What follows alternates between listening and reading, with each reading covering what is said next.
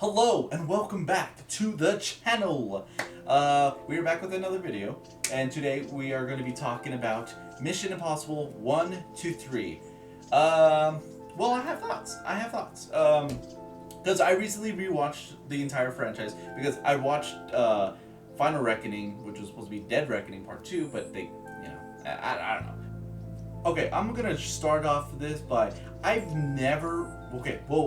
until recently growing up, I've always watched the second one and on. I've never watched the first movie. The first movie was like, I don't know why it was never on like DirecTV or something, because that's what I had.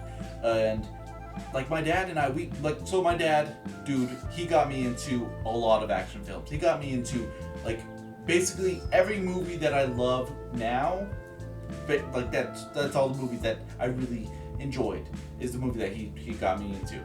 So starting off with the first movie, I really like it. I really like that because before all this, I watched the Final Reckoning, then I watched the first one because the first one was like my first time ever watching it, and holy dude. It's not bad. It is not bad. It still holds up to this day. I mean, the CGI at the end is a little wonky, but it's pretty good. Like the mask, they seem a little like, I don't know, they look like a plastic bag being put on you, but dude, I think it will still hold up. I think the story is it's pretty good. I really enjoy it. I've never watched the original series. I do plan on watching the new series, so stay tuned if I ever do a ranking of that. But not a ranking, but like a review of that. And it's honestly it's pretty good. I really enjoyed Ethan Hunt's character. I noticed that he's not really much of they don't really add too much character depth to him. They don't really go into his like kind of like, not really his emotions, but well, yeah, kind of his emotions. They don't really, like how they do in these next few movies, we don't really get to know who he is as a character, but we just kind of go on this like kind of revenge story, this kind of,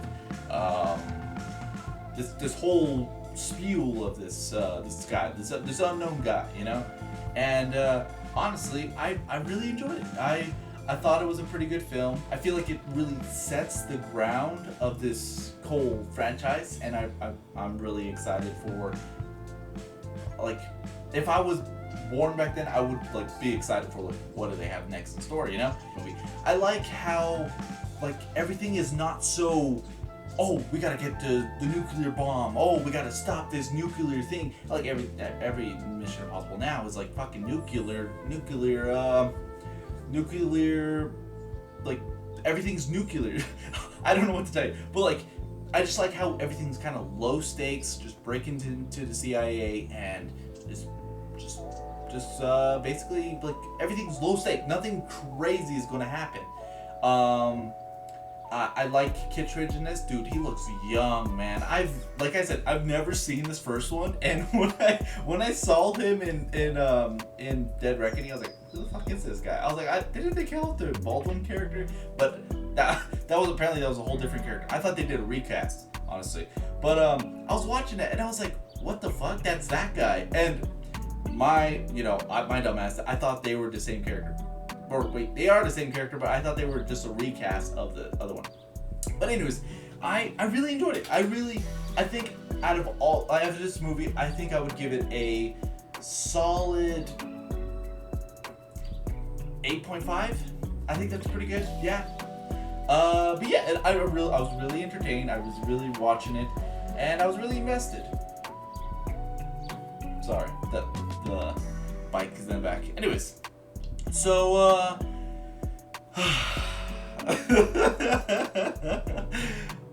in the second movie, holy cow, I want to recreate this. He's like, whoa. Yeah, I don't know. I have thoughts. My thoughts have changed. This one, so, back when this first released, because I wasn't born yet, but back when I think I was born, but I was like probably like 2 years old. Oh, anyways, but like it was this movie was the first movie I've ever, like, my dad showed me this movie. I was like, oh my god, dude, this is insane. The guy's climbing a rock with no, like, you know, no attachments. I was like, this is insane. I was like, this is the most favorite, like, this is my favorite movie. And dude, I'm telling you, this movie was like my favorite movie for like so long. Yeah, that surely went out the window after the third one came out. But like, anyways, I was watching this and I was like, this is weird. This is real weird. I I did not like this movie at all. I did like the movie, but it's very cringy. It is very, like, there's just, like, I don't know, there's like so many slow motion shots. Like, I'm like, oh my god, am I watching a Zack Snyder film, or like what am I watching? Because like I see like they're kicking in the air and he's doing some cool kicks and he's just like kind of just, I don't know, he's like jumping around and forgot his name. Dougray Scott was like doing some cool kicks and he was like making it all dramatic, and then the director was James Woo in this one, and it's like what the hell? And like, cause like I haven't rewatched this since like the other day, you know. I haven't watched it since like I'm gonna say like a few years ago, like since I was like in 9th grade, which was like 2019. So I've never watched this again because, you know, life hit me. So since I rewatched it, it doesn't hold up, but I will say I do like the new theme. The theme was like the little ding ding ding ding ding ding ding. It's pretty good. By Hans Zimmer. It's pretty solid. Hans Zimmerman kind of hits on some of these new notes, and well, not new notes, but like kind of he hits in the places where you never expected him to hit. You know, because like I didn't know I would like this kind of like cool riff of the guitar. You know, and but anyways, so besides all that, I really enjoyed it. It was entertaining. It was a good bad movie, you know. Like, it's just one of those movies where you're like, but it is one of those movies where you cannot sit through, I will say. And so the story is like they're trying to find like this some virus, and it's chimera, and they injected themselves with it. And the story's okay, but like, it's like Ethan Hunt finding love with some kind of thief, and there's a lot going on in this movie, and there's a lot of mask pulling.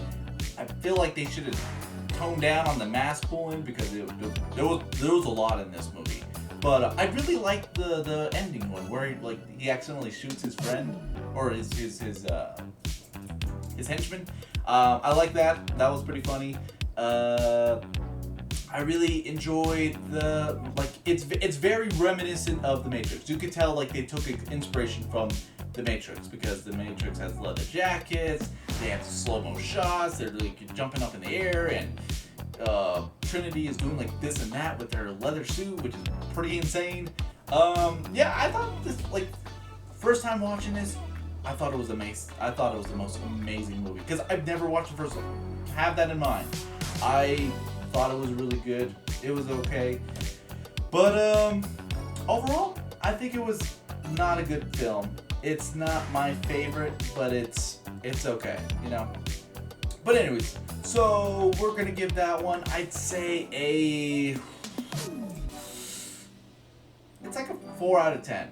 That's giving it for its cool stunt at the beginning, and Anthony Hopkins never comes back, by the way. I just want to let you all know, because I was like, bro, what the hell? Because like I was like watching this, I was like, wait, he doesn't even show up in the next one. I thought it was Kittredge that shows up again, but apparently not. I thought it was okay. It wasn't too bad. It's like I said, it's a good watch, but it's not a bad watch. So with the third movie, which is with the third movie, Mission Impossible 3, I really enjoyed it. I really enjoyed this movie when I first watched it. I don't think I watched it in the theaters. No, I didn't watch it in the theaters.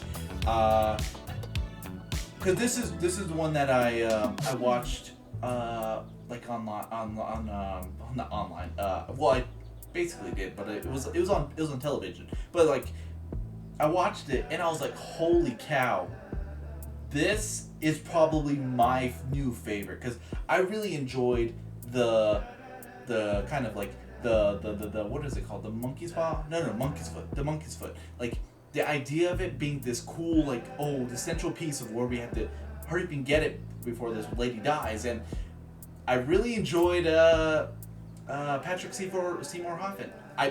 He's probably like my favorite villain of these movies, besides Henry Cavill. But we'll get to those later.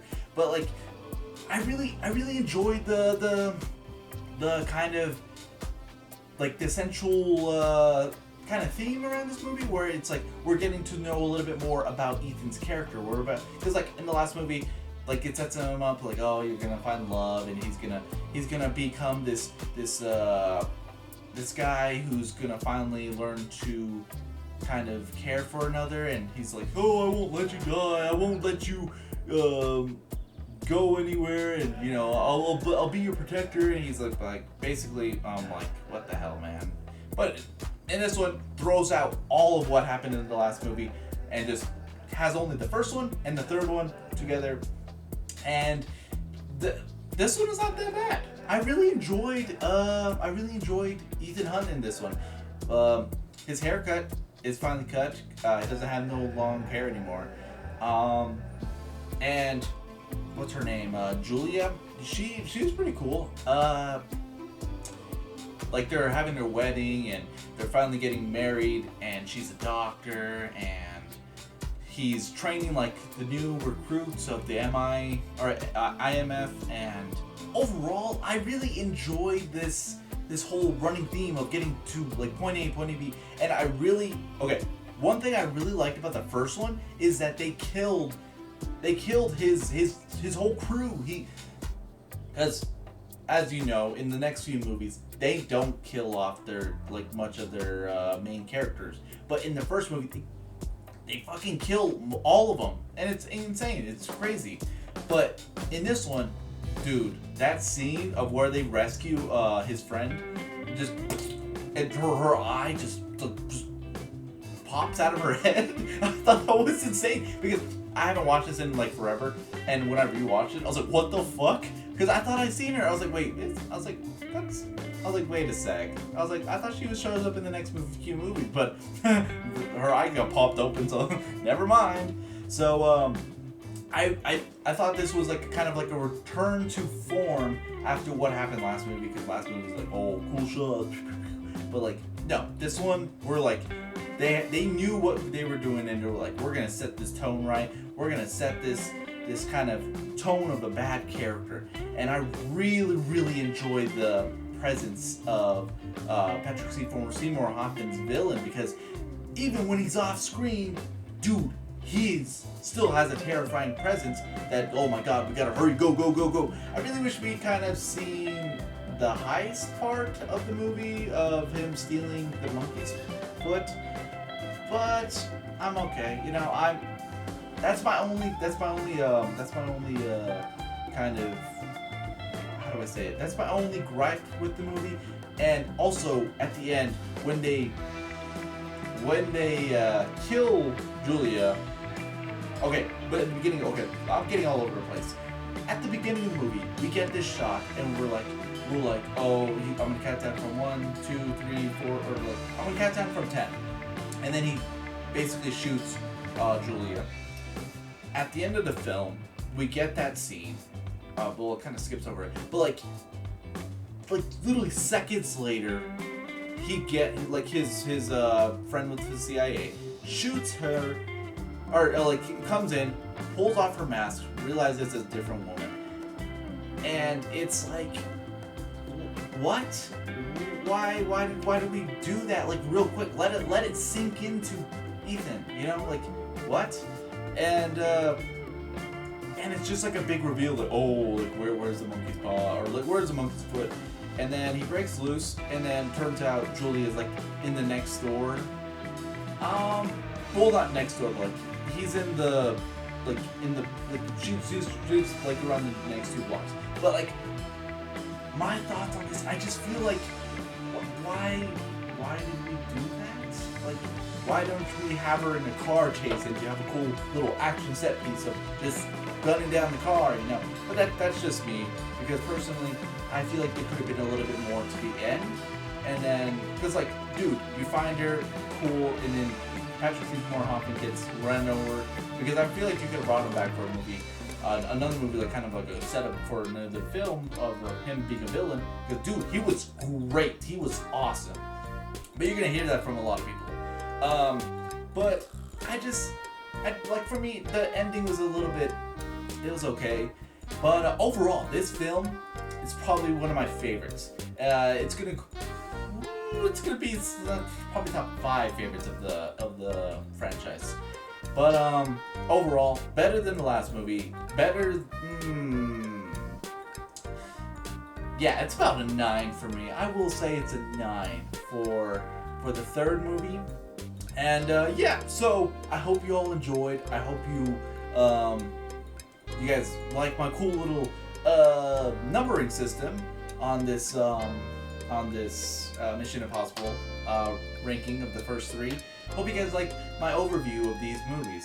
But yeah, so without further ado, I hope you all have a wonderful day, and I hope you have I hope you have a wonderful day. I hope you enjoyed this video. I hope I was very entertaining to you all.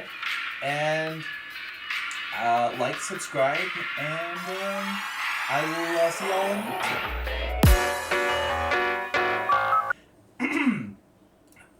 one. Oh my god, I'm dying. It's like this cool little, this cool little, damn, what is it called?